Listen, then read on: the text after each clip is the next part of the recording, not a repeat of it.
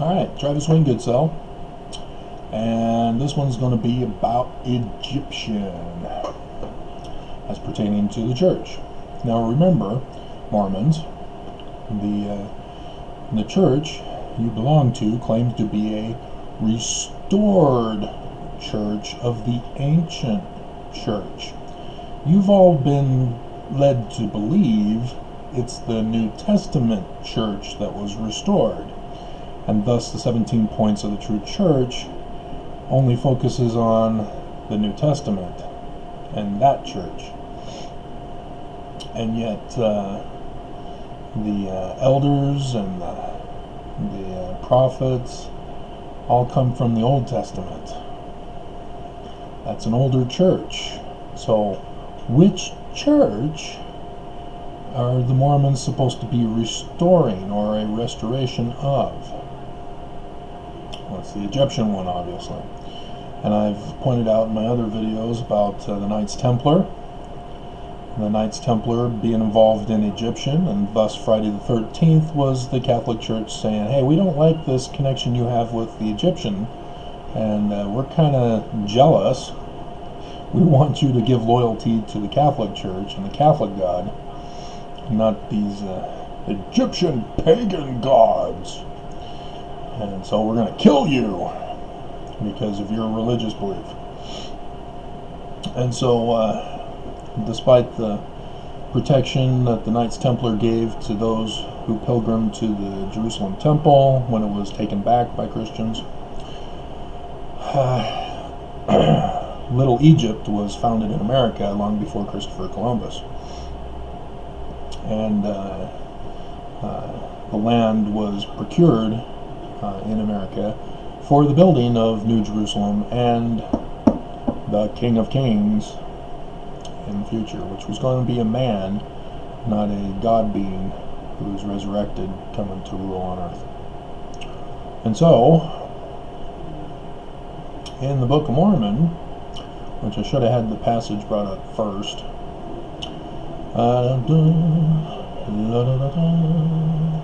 in Mosiah, it's chapter 1, it's 4, we get into King Benjamin talking. So here we get a description of the brass plates. Yes, way in Mosiah. And it says in verse 4, for it were not possible that our father Lehi could have remembered all these things to have taught them to his children, except it were for the help of these plates, the brass plates. For he, having been taught in the language of the Egyptians, therefore he could read these engravings on the brass plates. The brass plates were in Egyptian. Now, all you critics know the Book of Mormon is plagiarized, so this is not real. There were no brass plates. So what's he talking about? Brass plates in Egyptian? He's just making up stories. No, remember, it's encoded. I've got that playlist with just the one video so far about the encoding in the Book of Mormon. The brass plates is a coding. What is it a coding of? Should we first go over what the brass plates are? Okay. Plates, brass, and then I think I need to add genealogy. That'll take us to Laban hath the genealogy. Nope. Okay. And he found upon the plates, there we go, 1 Nephi chapter 5. Alrighty. We need to go back to, let's see. Okay. In verse 11, he beheld that they did contain the 5 books of Moses, which gave an account of the creation of the world, and Adam and Lilith, our first parents. What? Now everybody's searching their Book of Mormon. Lilith? and also a record of the Jews from the beginning. A record of the Jews from the beginning. Even down to the commencement of the reign of Zedekiah, king of Judah. And also all the prophecies of the holy prophets, the reign of Zedekiah, the prophecies which spoken of Jeremiah. And my father Lehi also found upon the plates of brass a genealogy of his fathers. Wherefore he knew that he was a descendant of Joseph. This is a record also of the genealogy of Joseph. So it's a record of the Jews and a record of Joseph, who was the son of Jacob, who was sold into Egypt, blah, blah, blah. And they were like, okay, and they discovered genealogy, therefore Laban had the records, because he was a descendant and was the person in charge of the records. And then he gives a prophecy saying, these plates of brass should go forth unto all nations, kindreds, tongues, and people. Hasn't happened yet, has it? When is it supposed to happen? So we've got the brass plates in Egyptian that is a mixture of the book of Judah and the book of Joseph. So Mormons are like freaking out right now because they know what I'm going to next. And it's just Christians and Jews who are like, huh? I don't understand. And so Ezekiel, that's right, Mormons. Yep, chapter 37, that's correct. And so here we have a place of a graveyard of kings of Israel, like a Valley of the Kings. Where's the Valley of the Kings in the world?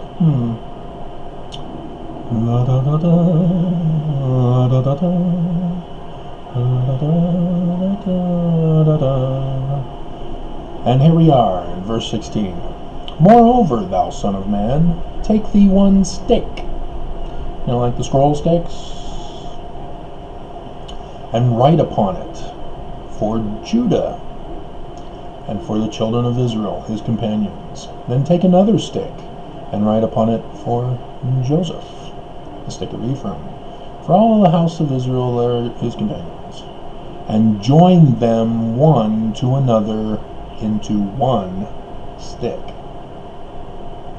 and they shall become one in thine hand. Oh my God!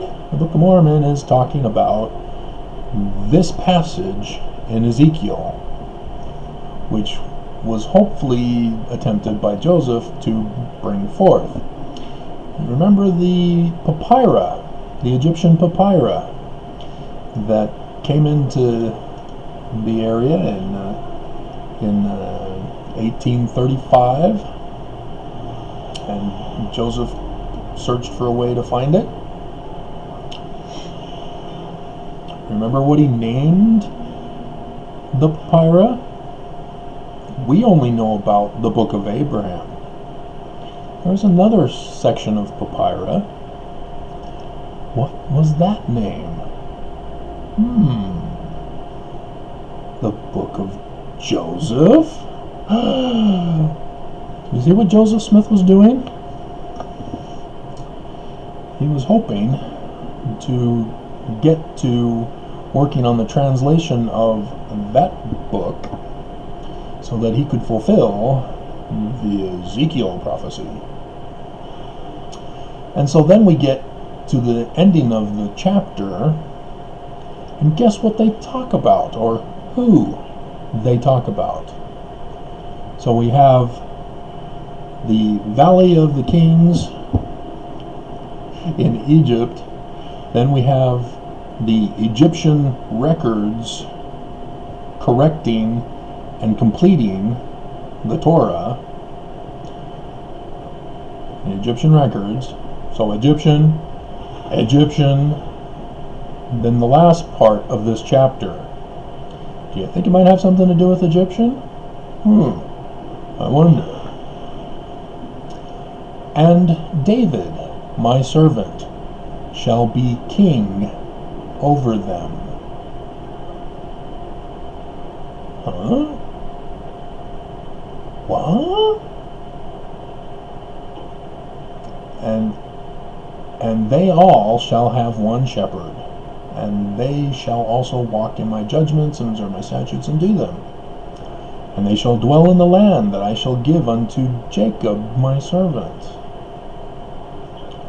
wherein your fathers have dwelt, and they shall dwell therein.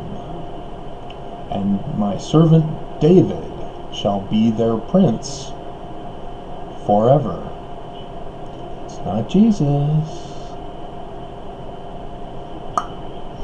Anybody familiar with the branch? I think it's in Jeremiah 23, and also in another passage in Jeremiah. Exodus, Nehemiah, Psalms, Proverbs, Isaiah. In that day shall the branch of the Lord be beautiful and glorious. Okay, in Isaiah chapter 11, and there shall come forth a rod out of the stem of Jesse, and a branch shall grow out of his roots. That's talking about a person, and that's symbolic of a king.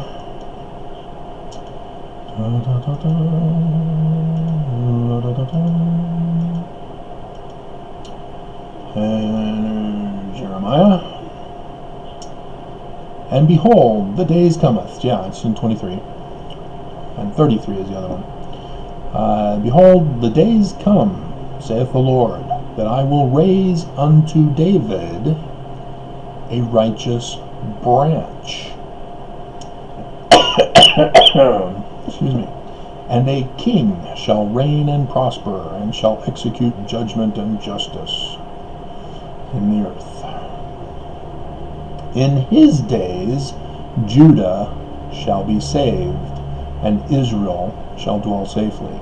This is the Jewish Messiah, of whom the Jews have been waiting for, so that they can quit being chased from country to country and slaughtered in genocidal murder. They're waiting for this last day's Messiah to save them. Judah shall be saved, and Israel shall dwell safely. This is the restoration of the kingdom of David in the latter days in New Jerusalem. And so in 33 of Jeremiah, in those days and at that time will I cause the branch of Zadok to grow up unto David, the king, a king and a high priest. I wonder what that word would be in Hebrew. It's not pronounced Melchizedek, because Jews laugh at the Mormons for that pronunciation. And he shall execute judgment and righteousness in all the land. And of course, Judah is phonetically the same as Utah. Of course, Utah would not need a branch to restore the true church if the church were righteous. So it would have to be wicked and in apostasy in order for this prophecy to be coming to pass, to be needed. And so, there you go. But Travis, you didn't explain the Egyptian part of the king. 18th dynasty. The 18th dynasty, you know it as the Thutmose dynasty. And it's phonetically the same as David Moses. So, that's the 18th dynasty that's being referred to about restoring the kingdom of David. It's restoring the kingdom of the 18th dynasty, of which Akhenaten, Moses, was a part of. So, there you go.